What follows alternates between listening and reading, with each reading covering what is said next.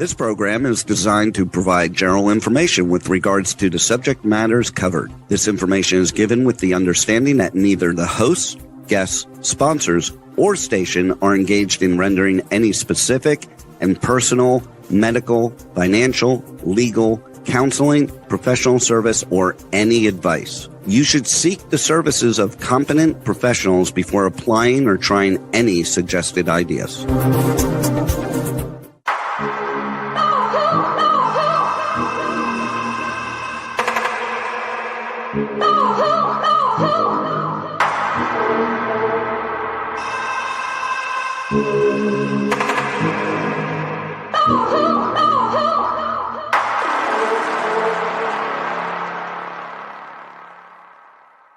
Good morning, true seekers and true crime junkies. Welcome back to another episode of Hit the Road Jack, Finding the Zodiac. I'd like to welcome to the show today, Harriet Suchet.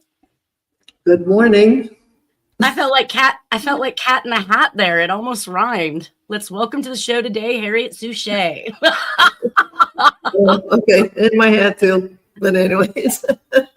I know Nolan said he was going to be here, although I did have a good conversation with him yesterday in regards to the follow-up we're going to discuss. So if Nolan comes in, we'll introduce him to the show at that point. He did say he'd be here, but I'm actually leaving off on last week's follow-up with the Tim Miller situation and the Texas killing fields. So I wanted to kind of just recap the docuseries that I saw with Tim Miller in regards to the different suspects and victims, because it actually yielded some good information. It helped to actually take a couple murders off the books. So I'm just going to briefly go through that, and then we're going to climb right back into the follow-up for the Peter Wilson wrongful conviction, because that got exponentially more interesting. I have some updates for you too for that case. Yay! Okay. Yay! All right. Well, so let me get through this real quick, and then we're gonna hop right into that. So on the it's on Netflix, and it's Crime Scene: The Texas Killing Fields in Galveston, League City, Dickinson, and I-45 Killer. So basically on Calder Road, on an oil field, as Harriet had stated, I believe you said that you thought that was a former Phillips 66 station. Yeah, that was a former Phillips 66 pump jack station. So when I started decoding that, I said, once I saw that, this Jack has got some information. That's what I was seeing. Pump jack. Okay. Yes. So basically, the bodies were laid out under trees as if they were posed. And that's something that we've talked a lot about in regards to Black Dahlia, the Oakland County child killer cases, like these bodies being out in the open and posed in a certain manner. So this actually set the MO of this particular killer for the killing fields, aside from who we're going to hear further in what they talk about on this documentary.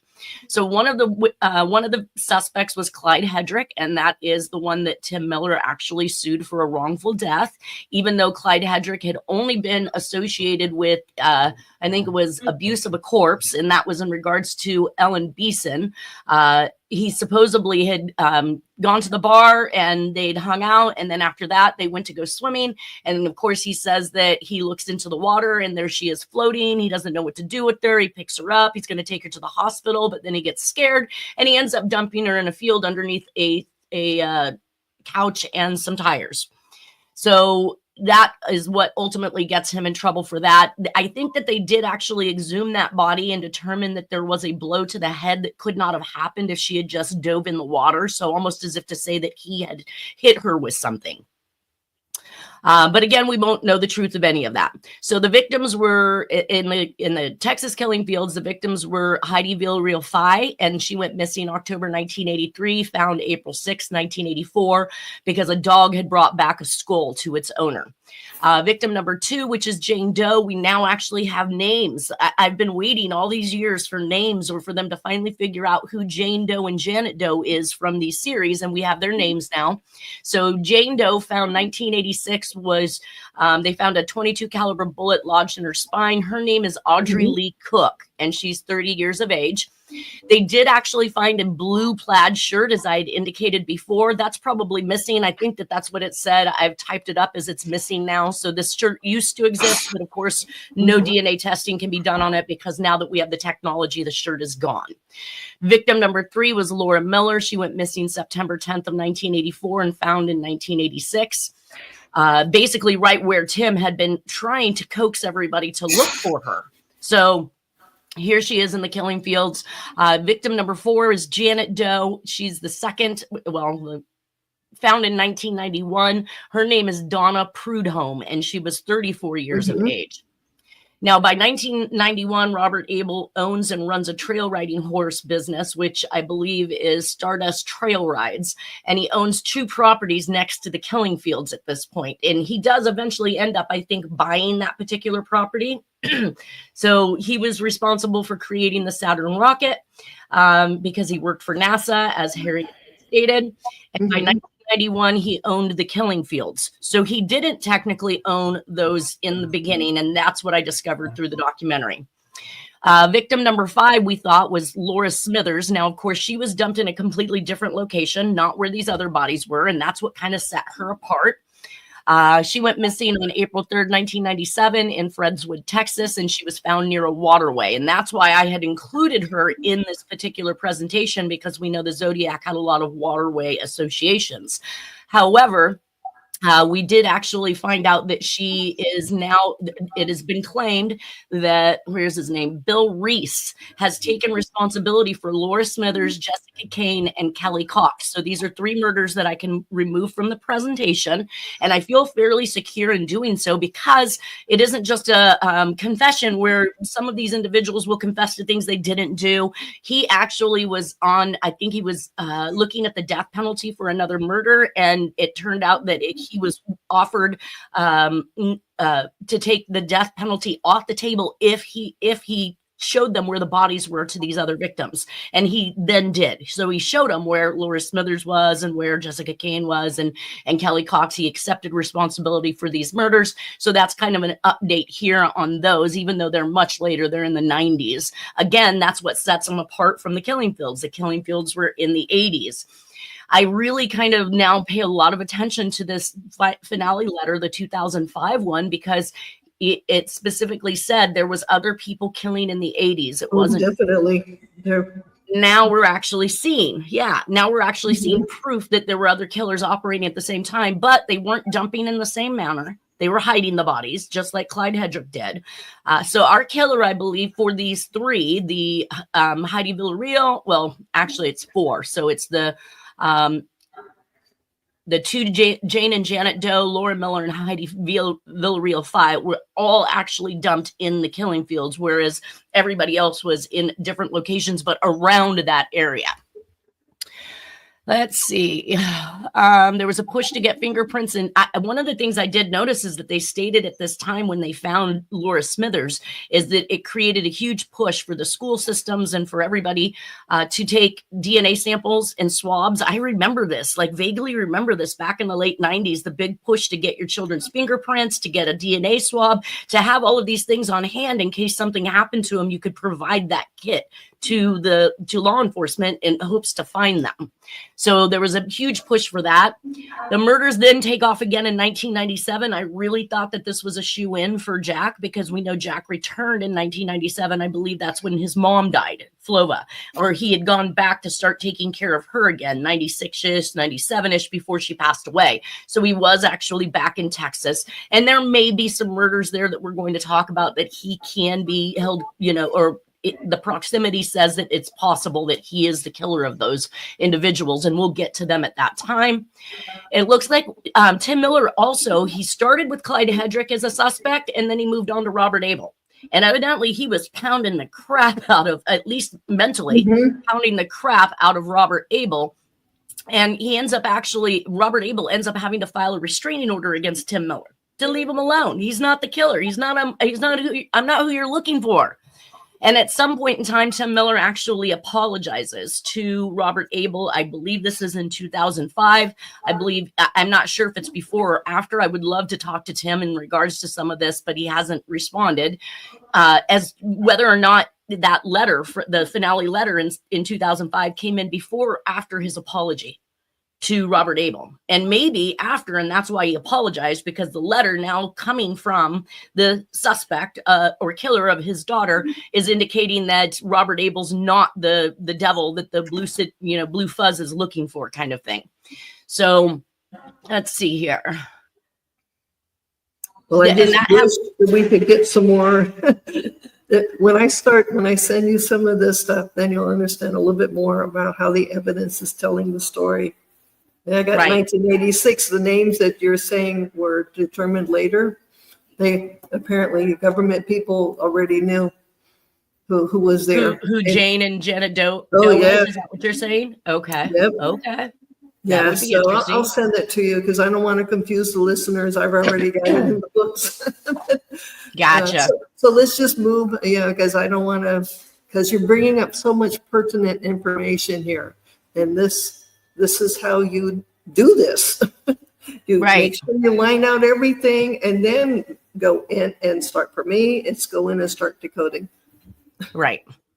Well, in May of 1997 is when all of this kind of came together. Sandra Sapal was abducted by knife. Her car was acting up after she ran into a strange man at a convenience store. And all of that sounded very Zodiac-like, right? Manipulation of the car, the convenience store, all of these things seem to run in tandem. So it was purposeful that they made the actual presentation.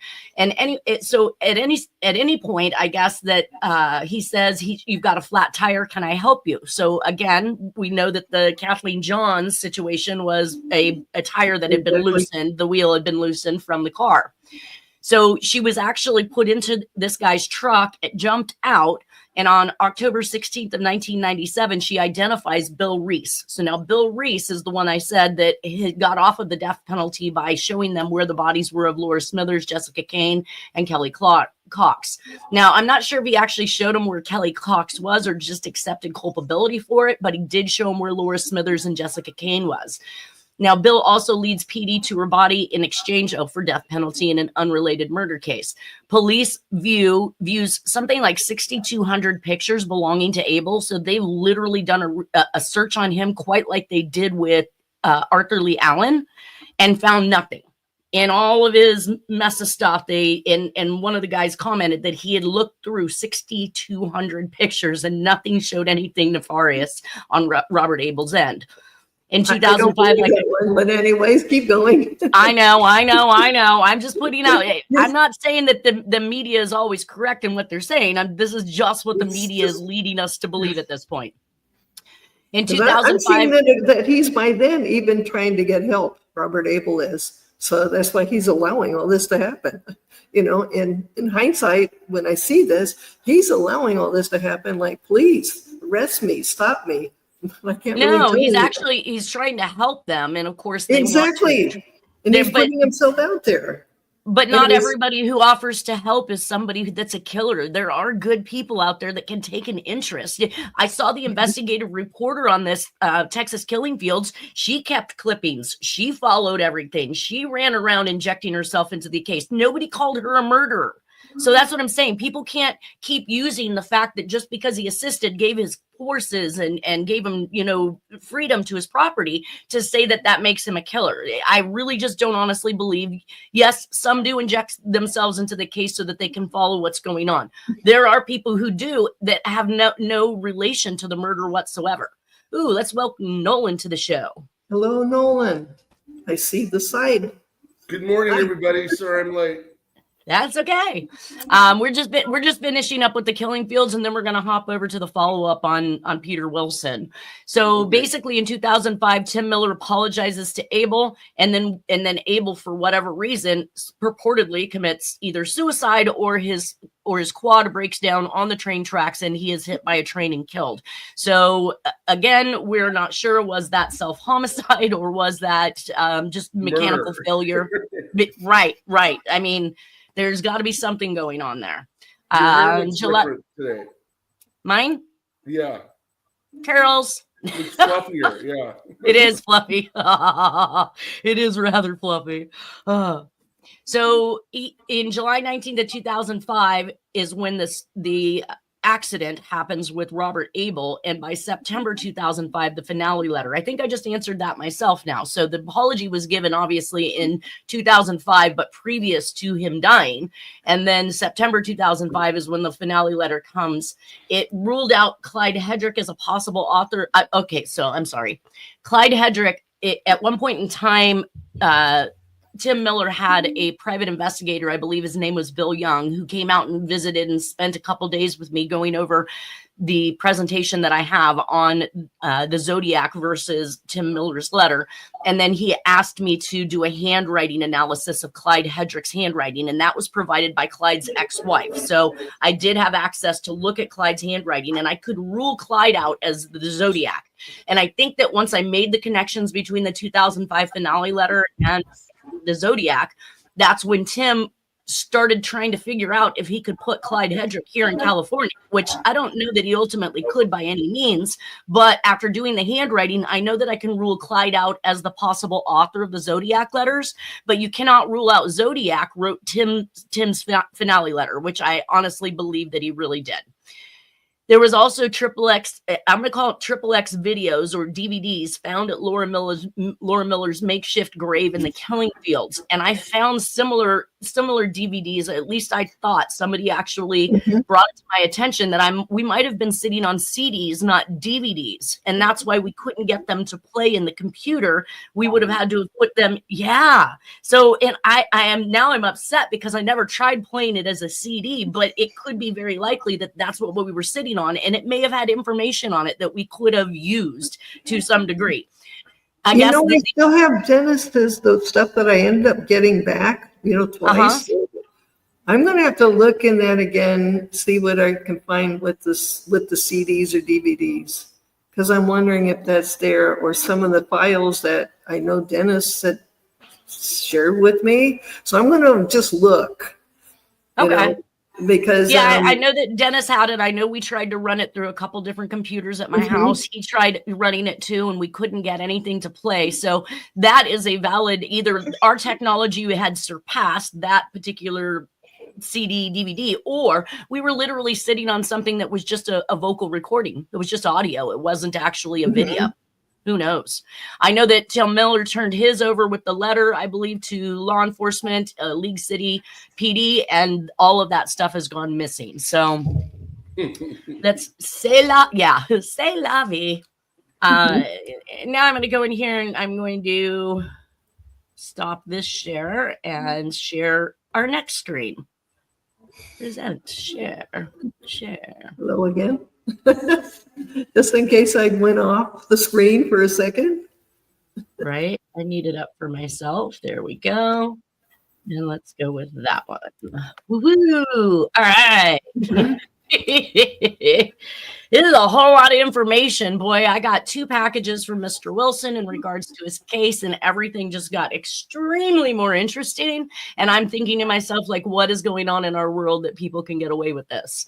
Anyways, we have identified him as Peter E. Wilson. I've just asked him for his middle name to find out what his middle name is. It could very well be Einenlau, right? I mean, we'll see how it comes out. But he was 31 years of age in 1996. From what I could tell, he was working for hospitals as a laboratory assistant while going to Stanford University. His date of birth, 9/30/1964. He claims, and I asked him specifically about the different name changes and the legal name change and the different birth dates that were being produced in the media, because I thought maybe the media had been the ones to get that wrong. But it turns out that he said that he claims that Officer Yore intentionally fabricated half a dozen stories using different names and birth dates. Yore claimed that the county jail used an old computer system that would not accept changes, so the birth date was entered incorrectly to reflect 1954. And because the system did not accept changes, that placed his birth date as 1954 and could not be changed at that point. In one of the, what's that? That doesn't sound right. No, but you've got a police officer who's telling the courts don't know the difference, right? They don't know what's going on in the police department. He could say anything he wanted. Yeah. But yeah, he tried to say that it accidentally got entered incorrectly and now it can't be changed because the system doesn't allow for changes. That makes no sense at all to me. Right. You would think you could update all the time. Right. So basically, one of the interviews that I saw by the private investigator was a friend of Wilson's named Claude. I actually saw two, a Sharif and a Claude. Both of these individuals lived at the previous house. They rented rooms in a previous house to Hak Ju Kim's house, but kept in contact with each other even afterwards. So they would still hang out, get together for food, and they were still good friends even after they parted ways, or good acquaintances, as one would have put it. And one of those friends, Claude, had indicated that he believes that Wilson is from Canada, or at least that was the perception. So we don't have him coming from a foreign country, as suggested, which would now make sense as to why he claims a race as being white. Now, William Morrill Coleman is not black per Wilson, but didn't look white either, even though the police report indicates that he was a white male. And Wilson said he could be any other race, but he was approximately 55 years of age. His background was a former dishwasher at Mesaluno in Mountain View, California, and he rented a room from Kim for $450 a month. They did take a rape kit, blood, and DNA from Coleman. It was tested, and after testing it, for whatever reason, Linda Ruth Condren filed a motion in court to exclude the evidence of finding semen and sperm on Kim, and withheld the test results of the DNA testing on the specimen and the sperm from the defense, as well as the test results on Coleman, which just make absolutely no sense. I mean, we should be putting. That's unethical. Completely unethical. I mean, your whole job is to present a good case, not a what you want to case. And it appears as though she was looking to remove the thought or idea from the jury altogether that there could be a third party involved with this. And I just don't even see on the evidence that they have how they could have came to a conclusion that Wilson was guilty, because none of it is really making sense after going back through that. And I'm going to show you guys how. So Coleman denied saying Kim had been dead for 4 to 5 hours on the 911 call until the tape was played. Then he lied several times about why he said that. So I found that interesting. I have read his transcripts. It is in here. I will flash through them so that you can pause your video as we go through in lieu of trying to read all 28 pages. But you will find that the testimony from Coleman didn't really insinuate at all that Wilson was the killer. All it really insinuated was that he knocked on my door once and said he found Kim. But Coleman was home before Wilson was. So Wilson comes home, finds her, tries to get Coleman's attention. Coleman isn't answering the door. Wilson basically barges in and opens the door up, and there's Coleman standing fully dressed, shoes, pants, shirt, sweatshirt, in a house where he's not allowed to wear shoes. Got to remember, she's Asian. There's no shoes allowed in the house, but he's standing in his bedroom fully dressed with shoes on after what he claimed was one single knock with no words from Coleman, or from Wilson, sorry. So that gets even more interesting. Quick question. Yes. Why was Coleman on ankle bracelet?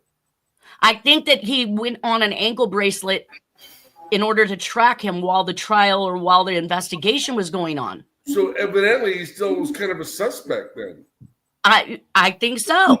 And I think when they lost that opportunity, when he cut that bracelet and ran off to Mexico, that they now lost their other they needed to pin it on somebody, basically. Yeah. They don't have the other suspect. Yeah. Sarah Dutra. It would be interesting. McNabney's wife killed herself in Florida. They had to pin it on someone, so they pinned it on Sarah Dutra. Gotcha. Yeah, they're looking for somebody to settle that case out on. Either way, I mean, it doesn't scream justice. It doesn't scream the truth to manipulate things to get that case to have an end result that you want versus the truth. Well, I think that to interject at this point, if you'd like. Go for it. Okay, you asked me to just try to do my thing like I would do, and no offense, pretend you're Dennis, and then enter the names that I do and try to see what I come up with. I kept on coming up with William Morrow, as in a company, a publisher company that ends up being bought by the Hearst people in 1981. I got 1881 in my head, long story. But anyways, in 1981, So I said, okay, why is this coming up over and over and over again when I'm trying to do my searches?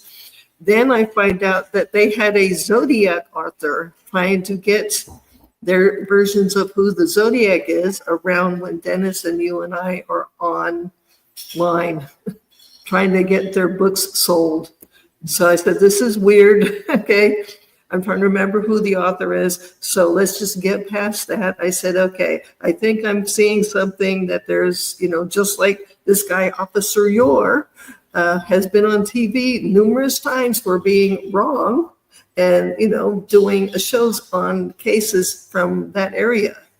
I've seen them. So anyways, now the other update is since the place of Canada is brought up, and Wilson thinks something about the guy, the friend to Canada. I put Wilson is from Canada. His friend says that he believes Wilson is from Canada.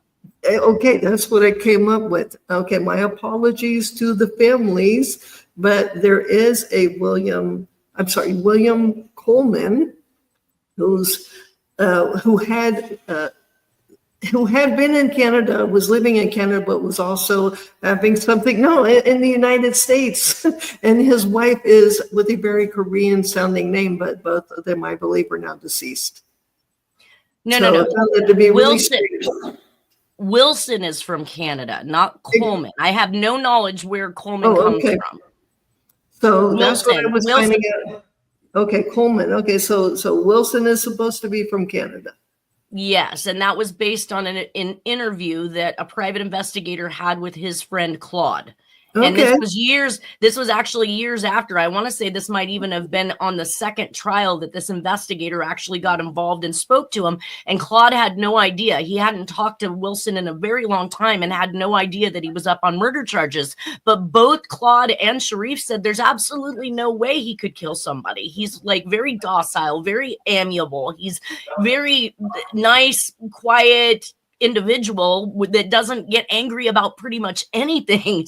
And that's quite the opposite of Hak-Ju Kim, who we hear, is jumping on the sides of truck and screaming at men.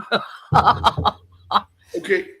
Wilson was 31, but he was still in school. Was he a graduate student? I haven't asked that question. I just know that he might have been finishing up whatever his studies were at that point in time, or maybe he went to college late in the game. I have no idea. Yeah, that's pretty young. I mean, old for a Stanford student. Most people that go to Stanford go there right out of high school and graduate within 4 or 5 years. Well, most people, but that doesn't mean all people. There's exceptions. I went back to college at 35.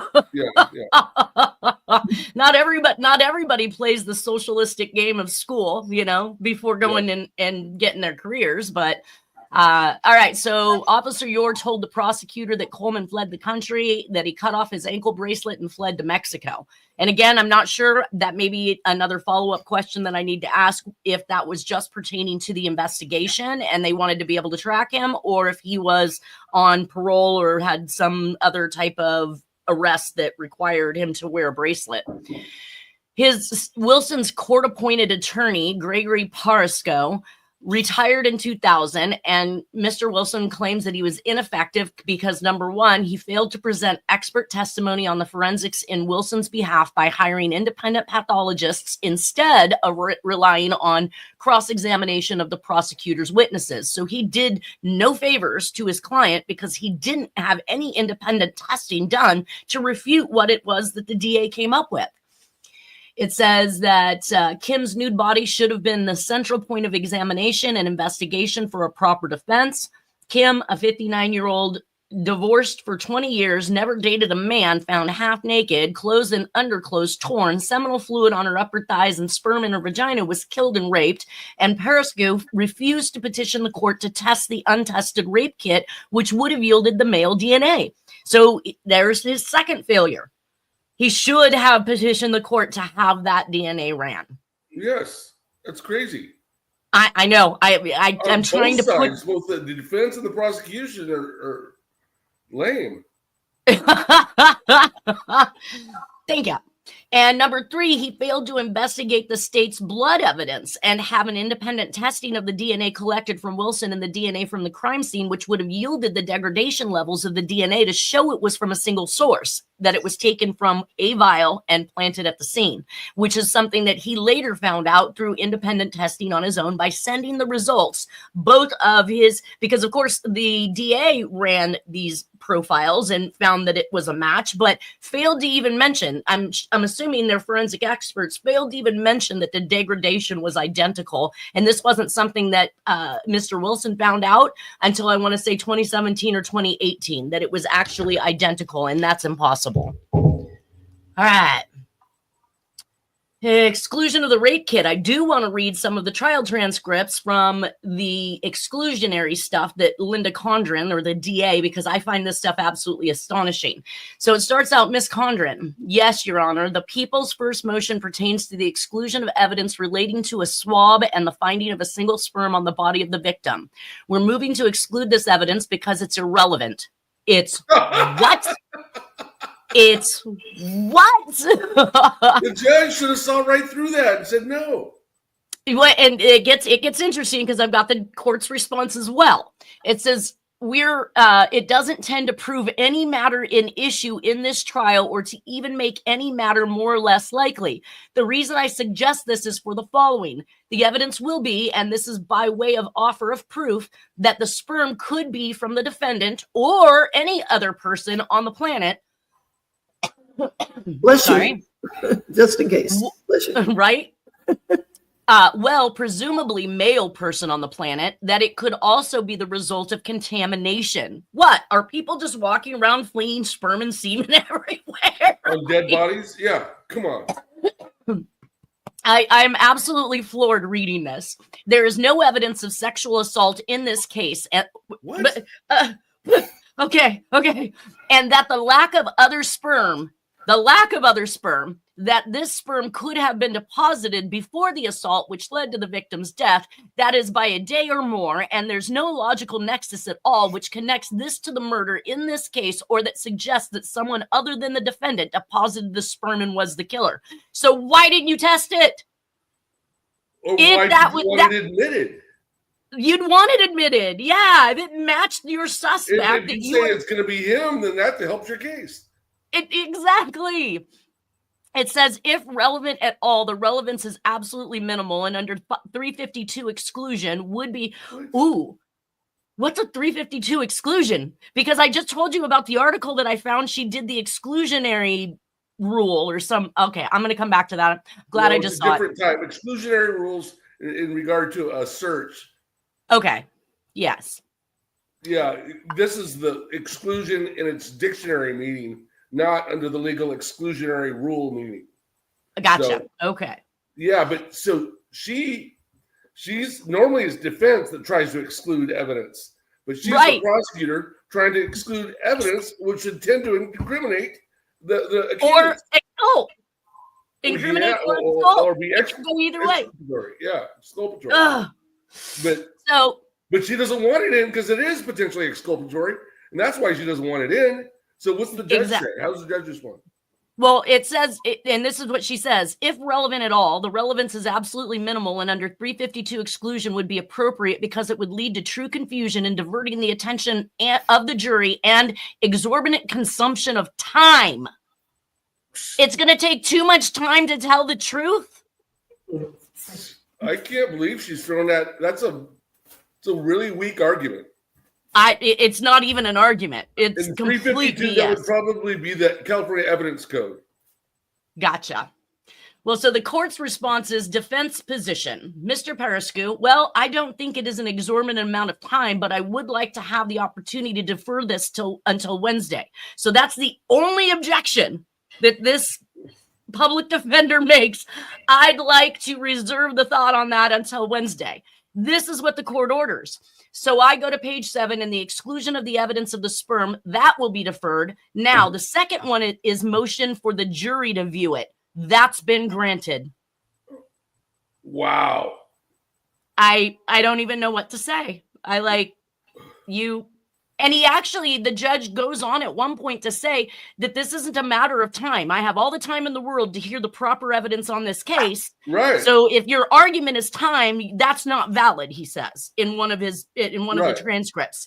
Right. But that's her argument is it's going to divert the attention of the jury. It's going to take too much time and it's going to be confusing.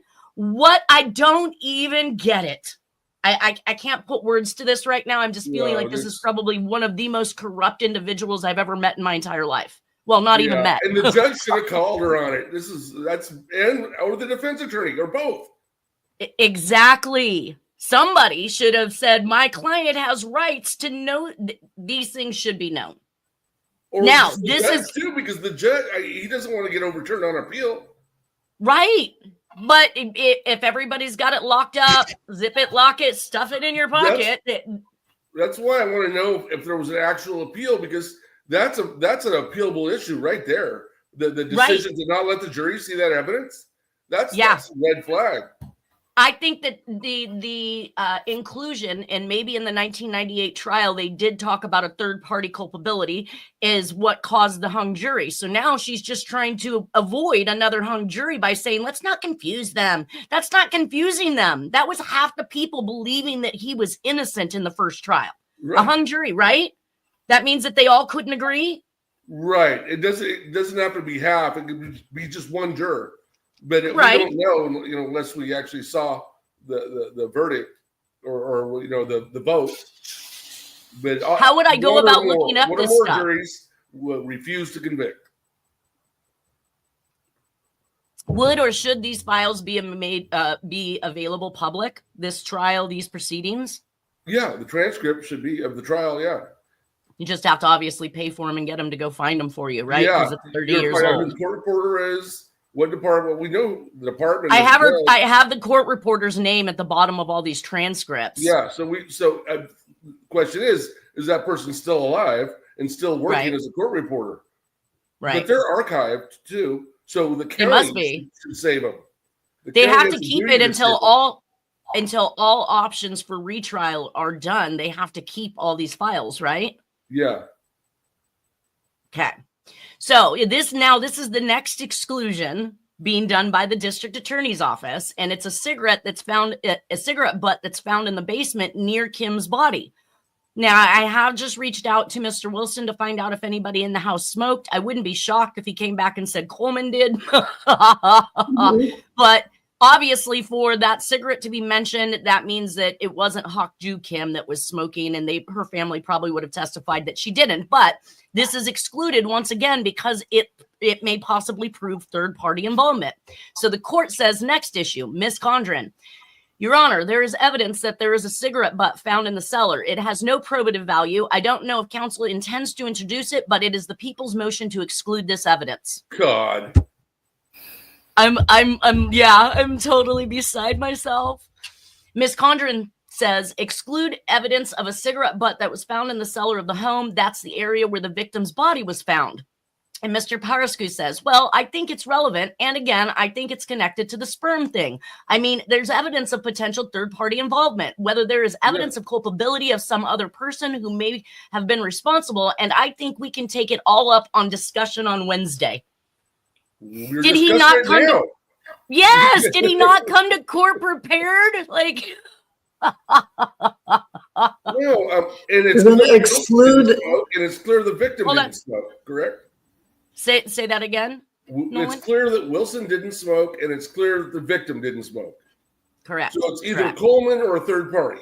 Or a third party. Yes. So go ahead, Harriet. The cigarette butt. I think we're all making that point. This would definitely have DNA on it. So, test it and see whose DNA is there. Is either Kim's or Wilson's or Coleman's or somebody else's. Unknown third party, yeah. And we're going to get to that. Why get rid of that? That's going to... Okay. It could prove one way or another. The missing car that was in the driveway. Weren't there any neighbors or anyone that saw who came and went in that vehicle? And didn't you leave with that person in that vehicle? Yes, and that's something I don't know when we're going to hit it, but I'll talk about it now since you brought that up. Right. So basically, when Mr. Wilson gets home at approximately 2 minutes to 2, and he finds out that the taxi cab driver's on the wrong side of town, gets that rerouted and shows up at 2:04 p.m. or whatever it is to pick Mr. Wilson up. Mr. Wilson indicated when he got home, he saw a vehicle parked in the driveway with a car cover over the top of it, and Miss Kim's car, her BMW, was gone. So that would suggest that somebody came to Miss Kim's house, they got into her vehicle, and they left. But he did not see her when he entered the back door, which comes into his room directly. He doesn't have to go through the house. He comes into his room, he gathers his stuff up, he leaves out the same door he came in. So he never actually entered the main part of the house to know whether or not Kim was home, but he believed she wasn't because her car was not in the driveway. Further testimony of Coleman indicates that when he gets home at 8:30 at night that evening, which would have been Saturday night at 8:30 p.m. Now, mind you, he's being treated in a hospital right now for the damage done to his hand by the taxi cab driver in San Francisco. So he is not even home when Coleman shows up. Coleman testifies when he got home that the car, Miss Kim's BMW, was in the driveway. So now the only two people, while Kim is alive, or purportedly alive, because she may have been killed by somebody else and not Coleman at all. We don't know this, right? Was the other car gone when Coleman got Yes. Okay. Yes. And in the trial transcripts of Coleman in the first trial, Coleman indicates that Miss Kim did not have a car cover, never covered her car. You could look at the paint and see that it's sun damage, that she never covered her car. And the family and everybody else testified to the fact that Miss Kim did not have a car cover. So we definitely have a third person that is there on that particular day in the presence of Miss Kim, and her car is back by the time. So I would think that we could naturally presume that when Wilson got home and saw that car covered in the driveway, which other people had seen, including the cab driver. So the cab driver testified to the fact that when he arrived, that the car was covered in the driveway. So now we know that it wasn't her BMW, but the BMW was gone. Wilson is gone until 2:00 in the morning before he finally makes it home. So it wasn't like he manipulated anything by covering her car to make it look suspiciously like somebody else's or something, because he wouldn't have been there in time to remove that when the BMW was seen by Coleman at 8:30 p.m. that evening. Correct. Absolutely insane. So Paraskew, let's go back to the public defender. He fails to argue significance adequately. So he says, I've read and reviewed the points and authorities in support of the admissibility of the third-party culpability evidence, and I can add to the list of physical items. I presume, this leaf is included in and I think this is coming from Miss Condren at this point. She's wanting to include the leaf that is stuck to Kim's buttocks. Ms. Condren says the leaf is not included in the motion to exclude, Your Honor, because the leaf has other significance independent of third-party culpability. The court says, all right, so in other words, the people plan to introduce the leaf. Ms. Condren, absolutely.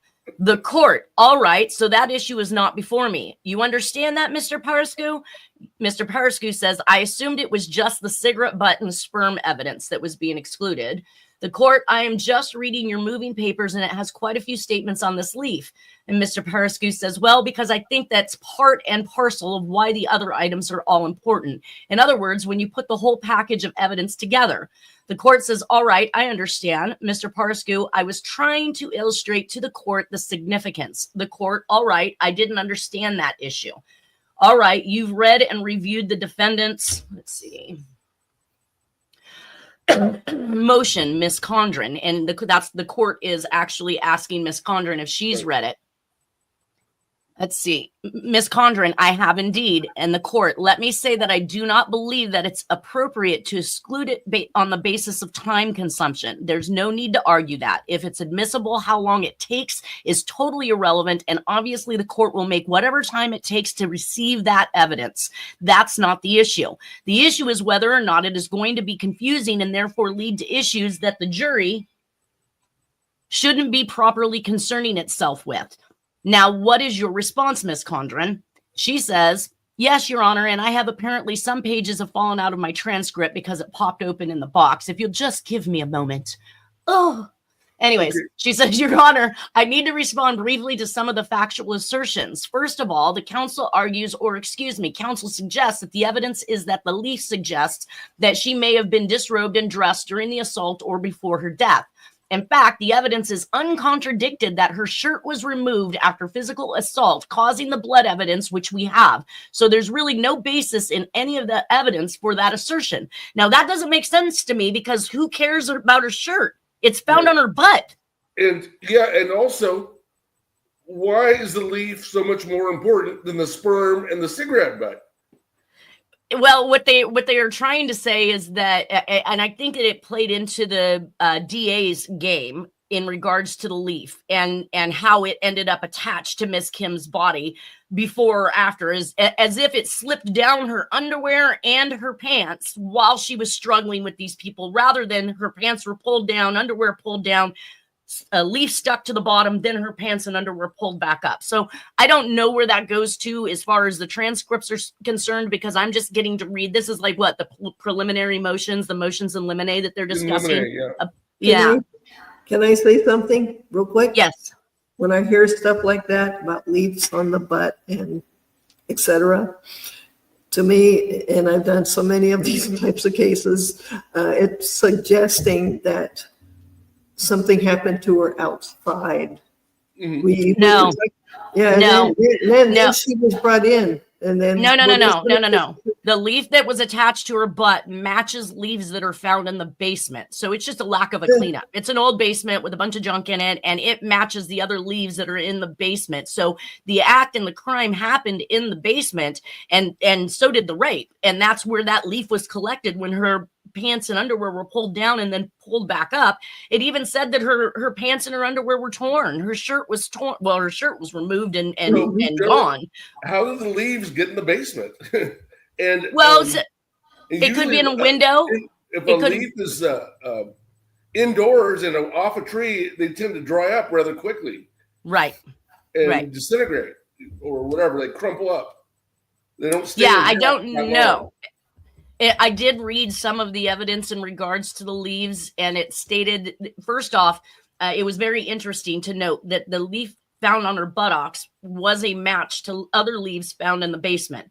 Then the DA sends out an investigator to go back to the property, but long after it's now owned by somebody else. And he takes 2 samples of leaves, one of them from a tree on the property, another one from a bush. But as he's taking that sample from the bush, the owner actually says to him, I planted that myself. That's not something you want to take. Yeah. But he took that anyways, and then tried to claim that the leaf found on her butt had no match to any leaves on the property when he only took 2 types of leaves, when he didn't test all the rest of the other trees and bushes around, and he took leaves from something he was specifically told by the new owner that she had planted and it wouldn't have been there or existed at the time of the murder. Who does this? I don't understand what their game is here or what they're trying to play with that by any means. Why would you do that after the fact? Right. Well, after the fact. Judgment. This is all. That's what I'm saying. I'm not sure what their angle is for this. I'm going to finish off this. I got 1 minute. I'm going to finish off this slide real quick, but it says, first of all, the counsel argues, or excuse me, counsel suggests that the evidence is that the leaf suggests that she may have been disrobed and dressed during the assault on or before her death. In fact, the evidence is uncontradicted that her shirt was removed after the physical assault, causing the blood evidence, which we have. So there's really no basis in any of the evidence for that assertion.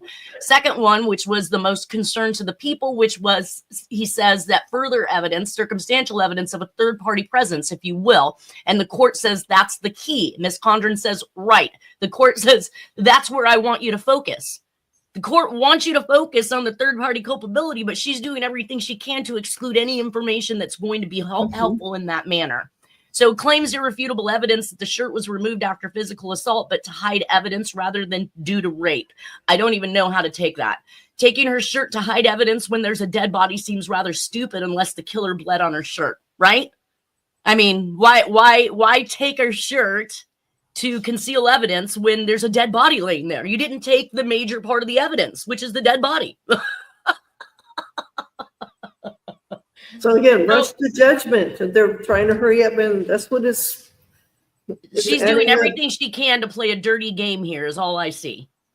So who are they protecting? A third party is a number one defense to most people who are arrested for a crime. If they didn't do it, obviously that means there's a third person. And that's your only defense. I didn't do it. Look at the forensics. It's going to lead you to somebody else, not to me. It's just adding up to there is the third party, but wow. I can't understand how you can exclude the sperm and the cigarette butt. I don't understand any of it. But this is it, you guys. We're at our 50-minute mark here. I want to thank you guys. We'll pick this up next week and continue on with this follow-up because there's lots more to come. It gets even better.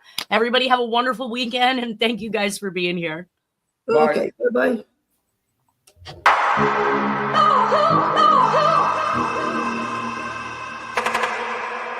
Oh,